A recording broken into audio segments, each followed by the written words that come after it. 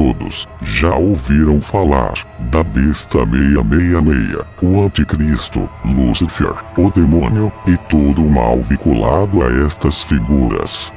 O que poucas pessoas sabem é que um homem se intitulou a besta 666. A primeira ideia que pode nos vir à mente é tratar-se de um louco, um facínora, um acelerado da pior espécie. Só que este homem se diz o maior amigo da humanidade, herdou uma imensa fortuna, gasta em editar livros que divulgavam sua filosofia libertária, telema, que ele dizia vir diretamente dos dirigentes invisíveis da Terra, a grande fraternidade branca, enquanto outra parte foi gasta na criação de um centro de estudos de magia, na ensolarada Sicília.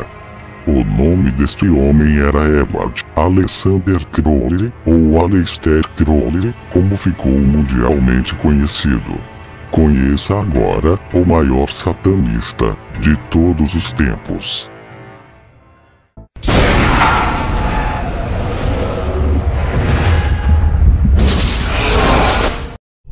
Aleister Crowley foi um membro da Ordem Hermética da Aurora Dourada e influente ocultista britânico, responsável pela fundação da doutrina ou filosofia Telema.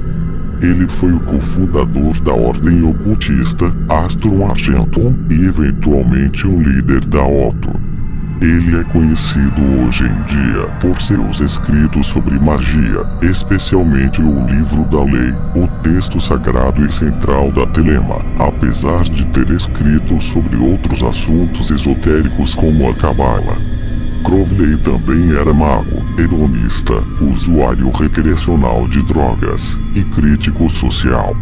Em muitas de suas façanhas ele iria contra os valores morais e religiosos do seu tempo, defendendo o libertarianismo baseado em sua regra de faz o que tu queres. Por causa disso, ele ganhou larga notoriedade em sua vida e foi declarado pela imprensa do tempo como o homem mais perverso do mundo. Além de suas atividades esotéricas, ele era também um premiado jogador de xadrez, um alpinista, poeta e dramaturgo. Nascido na Inglaterra, no seio de uma família de abastados cervejeiros, teve uma educação esmerada em Cambridge e pretendia seguir a carreira diplomática por influência de seu tio. Todos os elementos para uma vida prosaica, tranquila e feliz se faziam presentes. Mas Crowley sonhou algo totalmente diferente.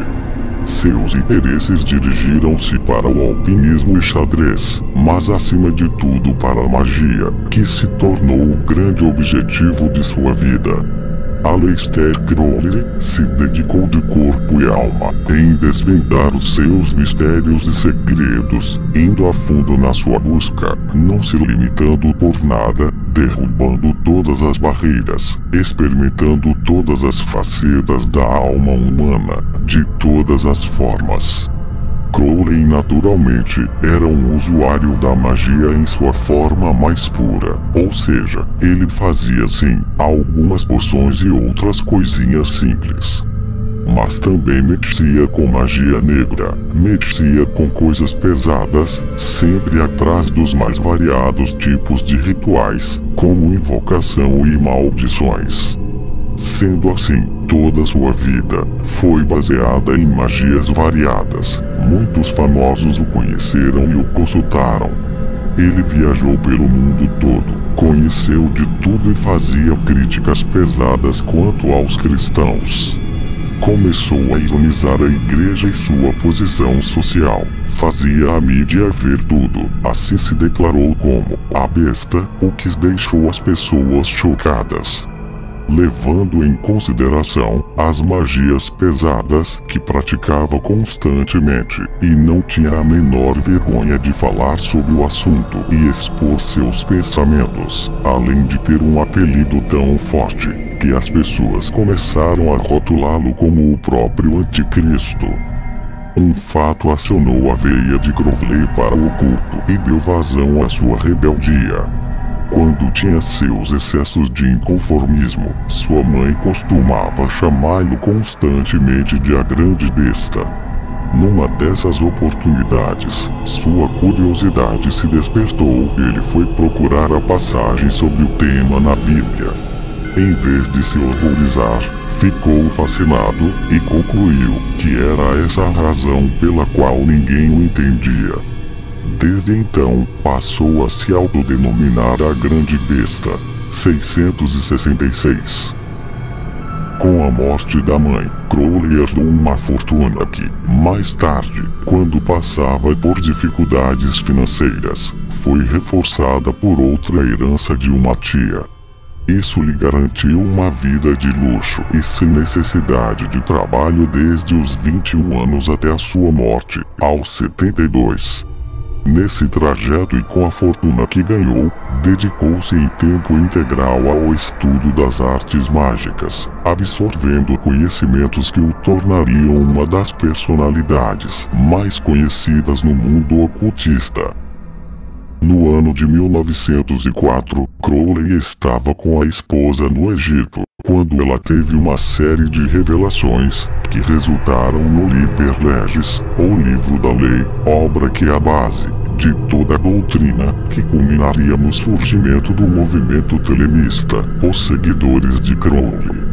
Porém, segundo certos historiadores, todos esses fatos estão conectados às práticas mágicas levadas a cabo pelo mago quando ele trabalhava em conjunto com Alain Bennett.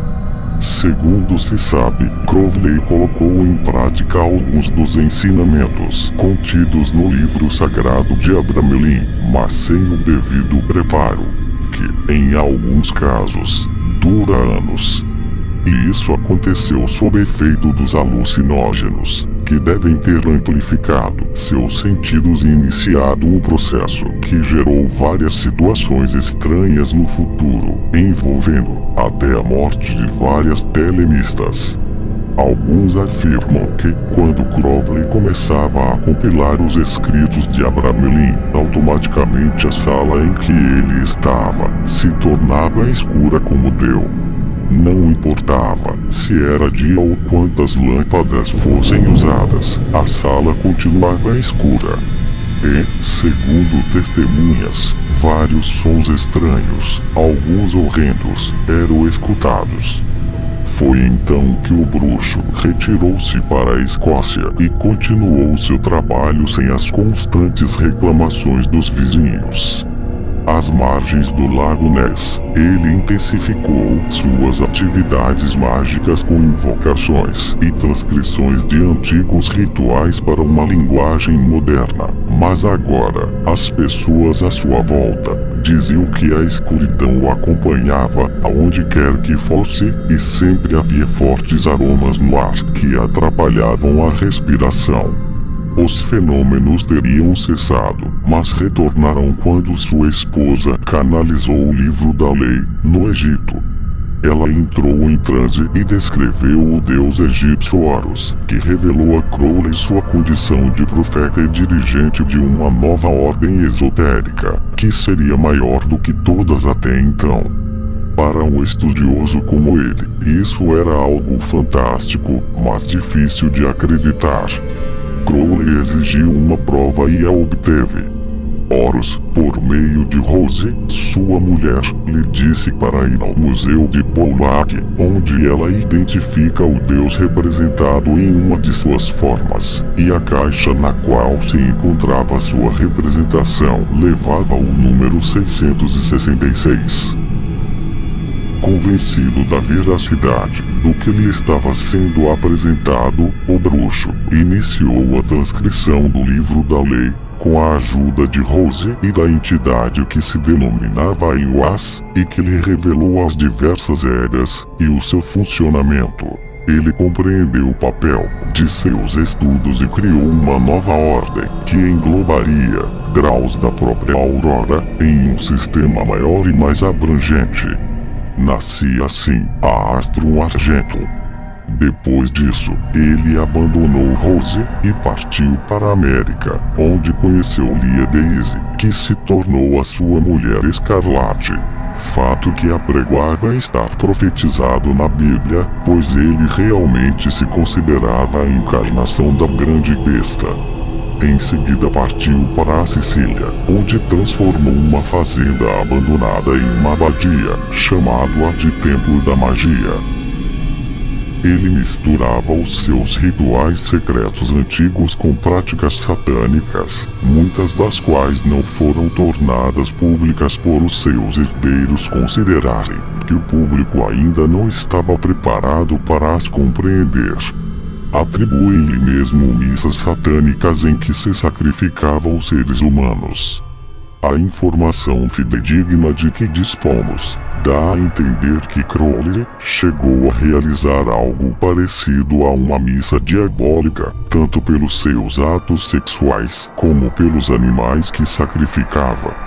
Aleister Crowley usava em sua cabeça um chapéu com um símbolo satânico de seu deus, mais conhecido como Horus, símbolo bastante usado pela elite mundial. Quem já ouviu falar no Mágico de Oz? Foi uma homenagem do cinema ao deus deles, Horus.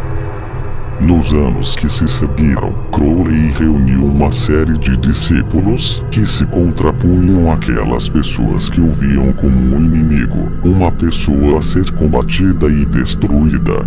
O que atraía uns e afastava outros eram os mesmos fatores. Uma franqueza direta, a luta pelas ideias em que acreditava, seu inconformismo com as coisas que lhe eram impostas e uma personalidade que acreditava firmemente na magia como meio de mudar o mundo visível de acordo com a vontade humana. A queda de Crowley começou depois que uma pessoa morreu na abadia em virtude de ferimentos recebidos durante uma punição. Crowley teve de abandonar a Sicília e sua esposa, que retornou a Londres. Tornou públicas as práticas realizadas na abadia e liquidou de vez sua reputação. O mago faleceu em 1947, tendo ao seu lado sua mulher Escarlate, que depois desapareceu misteriosamente. Aleister Crowley tentou por várias vezes, em seus rituais sexuais, conceber um filho com sua mulher Escarlate, que para ele seria o anticristo profetizado na Bíblia.